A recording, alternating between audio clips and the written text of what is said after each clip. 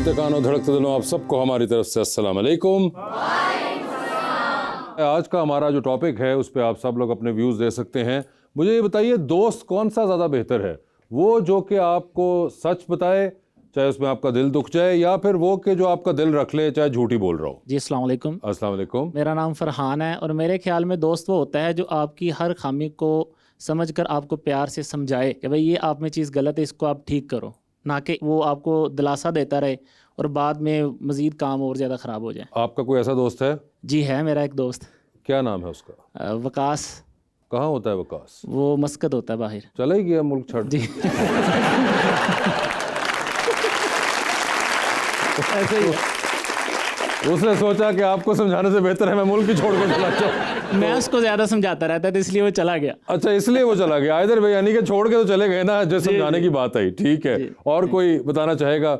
जी, मेरा नाम इमरान मलिक है सर। जी मलिक साहब। सर, अच्छा दोस्त वो है जो अपने दोस्त को मुंह पे बात कर दे। आपने कभी अपने दोस्त को मुंह पे बात की है ऐसी जी कोई? सर, मैं करता क्या हूं। नाम है जिसको की थी? सर, मेरे दोस्त का नाम मलिक अकील है सर। मलिक साहब, आपने क्या बात की दूसरे मलिक को? सर, वक्ती तौर पे उसे कड़वी लगती है लेकिन उसके लिए वो बेहतर हो। आखिरी कोई ऐसी बात जो आपको याद हो जब उसको कड़वी लगी हो? नहीं सर, मैं 3 माह से लाहौर हूँ, वो उधर गाँव है तो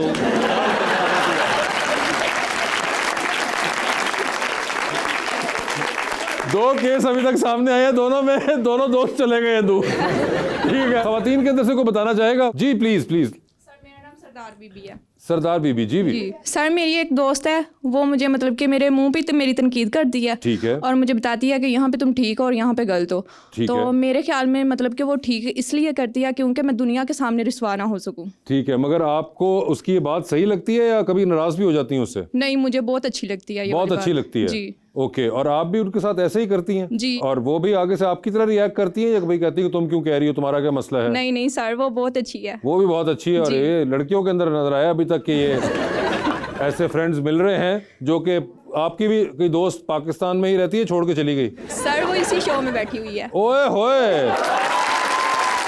ये देखें क्या बात है, सीखे आप लोग। वो इसी शो में बैठी हुई हैं, किसी का मुल्क छोड़ गया, किसी का शहर छोड़ दिया। ठीक है, और कोई है जो बताना चाहेगा? इम्तियाज़ मंसूर, नौशहरा विरका। सर, मैं फराज के लफ्ज़ों में ये जवाब दूंगा आपको कि दोस्त बनकर भी नहीं साथ निभाने वाला, वही अंदाज है जालिम का ज़माने वाला। तुम तकल्लुफ़ को भी इखलास समझते हो फराज, दोस्त होता नहीं हर हाथ मिलाने वाला। ठीक है, बुलाते हैं अपने आज की मेहमान को जो कि एक एक्ट्रेस भी हैं और साथ साथ राइटर भी, और दोनों ही काम बड़ा इंटेंसली करती हैं। आप सबकी तालियों में मोहतरमा अमर खान।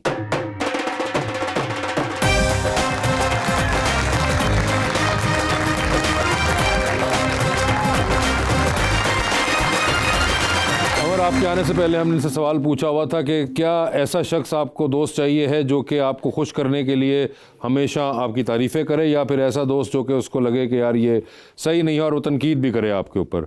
तो आपके पास कौन सी वाली वैरायटी है? अच्छा, मैं खुद तो ऐसी हूँ कि मुझे जो जेन्युइनली मेरे जो 2-4 बहुत करीबी दोस्त हैं, अगर मुझे कुछ बुरा लगे तो मैं तो बता देती हूँ उनको। अच्छा। एंड आई एक्सपेक्ट कि वो भी बताएं। लेकिन अभी वो करते नहीं, आपको लगता है? मुझे लगता है कि लोग बड़ा देखभाल के अपने वर्ड्स यूज करते हैं और नहीं बताते। नहीं बताते। हाँ। वो जो 3-4 आपने बताए दोस्त, वो यही कर रहे हैं? वो नहीं, कुछ अच्छे भी हैं जो बताते हैं, मगर वो वाले बताए ना, आपने कहा मेरे पास 3-4 ऐसे दोस्त हैं। हाँ, नहीं वो बता देते हैं।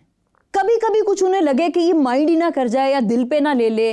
जैसे उनमें से एक मेरी अपनी वालदा हैं। अच्छा। जैसे मैं तैयार होके कहीं भी जाऊं तो वो जो फर्स्ट लुक में वो मुझे देखती हैं तो मुझे कहती हैं कि वाह बेटा माशाल्लाह, थू थू थू, नजरें बद ना लगे, क्या लग रही है मेरी बेटी। अच्छा। ये करती है, लिटरली ऐसे करती हैं। नजर ना लगे वाला नजर थू ना थू लगे, थू। हाँ नजर ना लगे वाला। आप लोग कुछ और समझा। हाँ, क्लियर कर दीजिए। ठीक है। नहीं माए जो है ना वो मैं सबकी मारी। आपकी वालदा सैटायर कर रही हैं तो नहीं वो कर भी सकती है वैसे। लेकिन फिर वो मुझे उस वक्त तो नहीं बताती, लेकिन फिर वो मुझे 4-1 दिन बाद बताती है कि बेटा अगर वो हील नहीं, वो कलर की हील्स तुम पहनती, अच्छा, या वो वाली लिपस्टिक का शेड लगाती तो मुझे लगता है ज्यादा बेहतर लगता। तो आप क्या कहती हैं आगे तो से? फिर मैं कहती हूँ कि ये बहुत मुनाफिकत है। फिर वो कहती है मैं तुम्हारा दिल नहीं तोड़ना चाहती थी। तो ज्यादातर ये दिल का मामला आ जाता है जब लोग सच नहीं बोलते। और इन सब का मैं सुन रही थी पीछे कि उन्होंने कहा सच बोलना चाहिए। यकीन माने 99% इनमें से सच नहीं बोलते होंगे। अच्छा, मगर इंटरेस्टिंगली खातून एक जो थी, एक ही बोली, उन्होंने कहा कि मेरी तो एक फ्रेंड ऐसी है, वो यहाँ मौजूद भी है अभी तक। उससे पहले जो मर्द हजरात थे उनमें से एक के दोस्त जो थे वो छोड़ गए मुल्क ही, दूसरे का शहर छोड़ गया, तीसरे जो थे वो शेर व शायरी पे उतर आए। तो ये खवातीन की तरफ हमें लगा कि बहुत ऐसे बॉन्ड्स होते हैं। हाँ जी, ऐसे तो आपकी होते हैं। फीमेल फ्रेंड्स ऐसी हैं अदर देन अम्मी? हाँ ऐसी है, वैसे मेरी फीमेल फ्रेंड्स भी ऐसी हैं। अभी भी दोस्त हैं वो आपकी? हाँ हाँ जी जी, अभी भी हैं। और आप भी उनको ऐसे ही बताती हैं, सिर्फ वही आपको बताती हैं? मैं वही बता रही हूँ कि 50% कभी कभी बता देती हूँ, मूड पे डिपेंड करता है। किसके? कभी उनके कभी या आपके?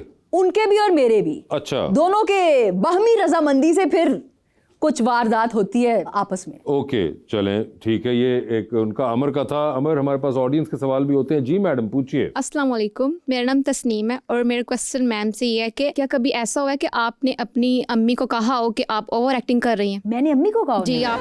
मतलब मेरी मदर एक बड़ी ब्लंट पंजाबी मदर हैं, ओके। तो ये जुर्रत मैं नहीं कर सकती। हालांकि मेरी उनसे बड़ी दोस्ती है, लेकिन डर भी होता है ना कि एक फ्लाइंग जूती आपकी तरफ ना आ रही हो ये बात करने के बाद। तो नहीं, ऐसा मैंने उन्होंने कभी कहा? अच्छा, मैं वैसे करती नहीं हूँ, उनमें ज्यादा जरासीम है, ओवर जज्बाती, ओवर एक्टिंग होने के, ओवर रिएक्ट करने के मेरे में कम है।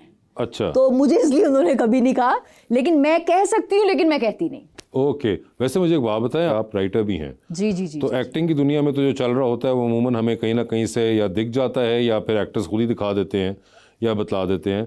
राइटिंग की दुनिया में क्या चल रहा है? कुछ जहन में चल रहा है आजकल या राइटिंग नहीं? की दुनिया में बस जहन में क्या, सफों पे भी चल रहा है। अच्छा। हमें भी कोई हुकूमत फंड शंड दे तो हम भी स्टार्ट करें। तो बस ये चल रहा है। अच्छा, तो उसके अलावा जिनके कुछ पास नहीं? कहानी नहीं है उनको फंड्स मिल रहे हैं। अच्छा। जिनके पास कहानी है उनको फंड्स नहीं मिल रहे। देखें ये कितनी बड़ी नाइंसाफी है। ओए होए, इसका ऊपर आपने कोई अपना स्टेटस वगैरह लगाया?